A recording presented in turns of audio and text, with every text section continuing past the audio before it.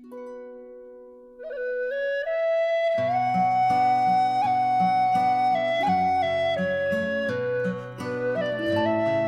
are three plants that have been instrumental in the life and well-being of the Irish in the old days.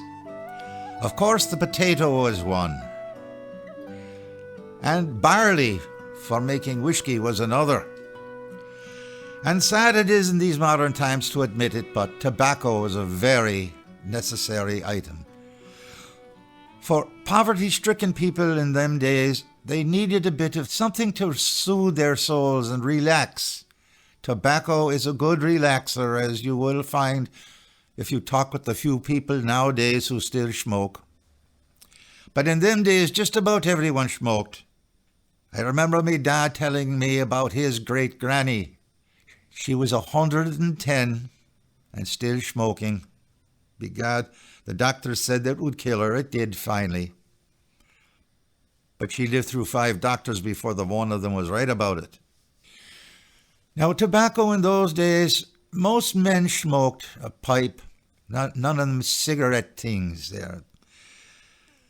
They all smoked pipes, and one of them I remember in particular he was the town tailor, Tig.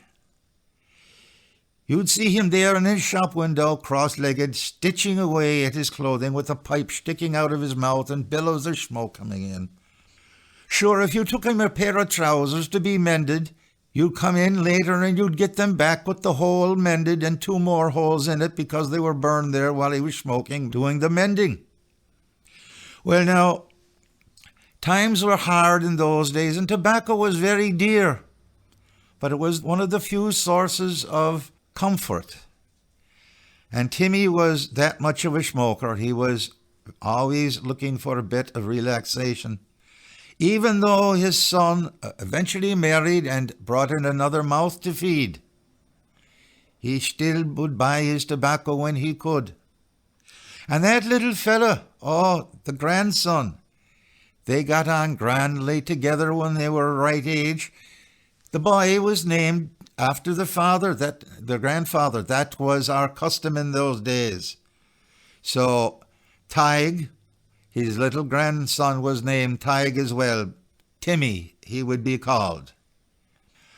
So Tig and Timmy, they would be grand together. You'd see them walking down the road. The little fella would be behind his GrandDa. They were great together. And the little fella, once he understood his grandfather's fondness for the weed, he would go down and do little odd jobs, make a couple of pennies here and there, and he would go and buy his GrandDa some tobacco. Down he would go to McWhorter's store. And tobacco in them days, pipe tobacco, was spun into a rope kind of a thing. You didn't buy it by the ounce, you bought it by the inch. McWhorter would pull out the tobacco and she would measure off as much as little Timeen had saved the pennies for. And she would cut it off for him. Sure, she'd use the same knife she used to cut her onions. Back Timeen would go with the little stub of tobacco for his GrandDa. And they went through this little ceremony together, the pair of them. The GrandDa would cut the tobacco down and grind it out and stuff it in his pipe. And when the pipe was ready, little Timeen would go over and take the cold end of a turf sod and he would bring it over and use that sod to light his GrandDa's pipe. And once the billows of smoke were filling the air, he would sit down on a chair backwards with his arms over the back of it. And his GrandDa would begin to tell him all the old stories, the history of the town, the stories of the great heroes, Cuchulainn, Finn McCool, the stories of his own uncle who was killed in the Fenian uprisings, all the grand stories, and little Timeen would be sitting there all wrapped up in it.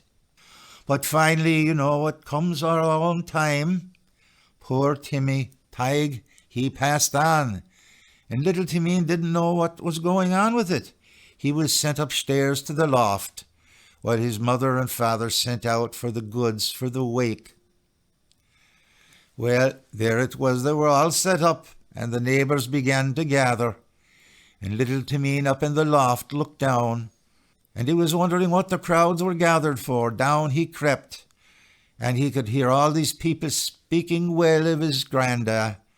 Wasn't old Tig a grand fella? Never hurt a man, and he was always there for you. Grand fella, grand. Little did Timeen realize many of these people never even met his GrandDa. But as he made his way through the crowd, he came to the long table. And there it was, the tea was all laid out. And then there were dishes with sandwiches on them.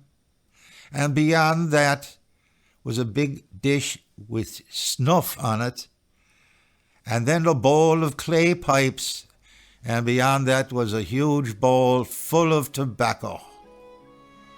And as Timeen was sitting there staring at that tobacco, he looked over to where his grandfather was stretched out, and he looked back at that big bowl of tobacco, and finally says he to himself, GrandDa, 'tis a pity you couldn't last until the stuff was plentiful.